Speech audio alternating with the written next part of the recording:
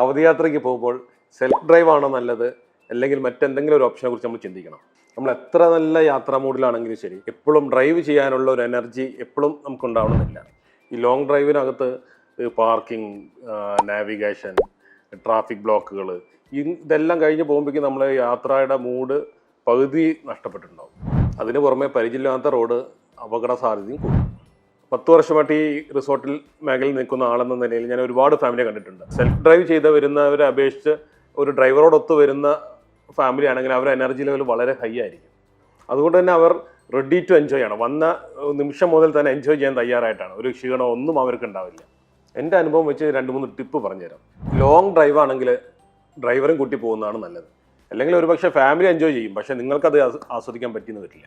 ചെറിയ ദൂരമാണെങ്കിൽ ഒരു ഡ്രൈവിംഗ് ഇഷ്ടപ്പെടുന്ന ഒരാളെ സംബന്ധിച്ച് സെൽഫ് ഡ്രൈവ് തന്നെയാണ് നല്ലത്. പക്ഷെ ഒരു കാര്യം, റോഡ് നന്നായിരിക്കണം, ട്രാഫിക് ഒന്നും ഇല്ലാന്ന് നമുക്ക് ഉറപ്പായിരിക്കണം.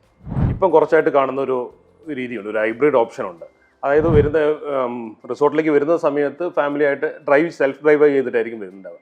പക്ഷെ തിരിച്ചു പോകുന്ന സമയത്ത് ഒരു ഡ്രൈവറെ കൂട്ടിയിട്ടായിരിക്കും തിരിച്ചു പോകുന്നുണ്ടാവും. ഒന്നുമില്ലെങ്കിൽ അത് അവിടെ തന്നെ ഒരു ഡ്രൈവറെ അവരെ സ്ഥലത്തു നിന്ന് തന്നെ വരുത്തിക്കുന്നതായിരിക്കും, അല്ലെങ്കിൽ റിസോർട്ടിൽ തന്നെ അറേഞ്ച് ചെയ്ത് കൊടുക്കുന്നുണ്ടാവും. ഒരു ട്രസ്റ്റഡ് ഡ്രൈവേഴ്സിനെ കിട്ടും, നമുക്ക് അവരും കൂട്ടി നമുക്ക് തിരിച്ചു പോകാം.